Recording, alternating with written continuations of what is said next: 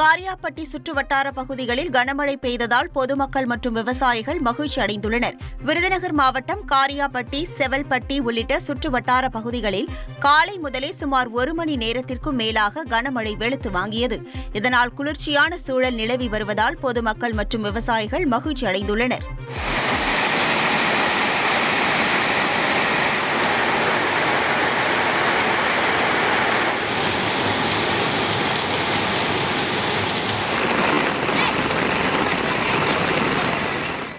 திருவண்ணாமலை மாவட்டம் போலூர் டவுன் மற்றும் சுற்றுவட்டார பகுதிகளான பசூர், வெண்மணி, குன்னத்தூர், கோட்டைமேடு உள்ளிட்ட இடங்களில் வெயிலின் தாக்கம் அதிகரித்து காணப்பட்ட நிலையில் திடீரென மழை பெய்தது. இதனால் பொதுமக்கள் ஆச்சரியமடைந்தனர்.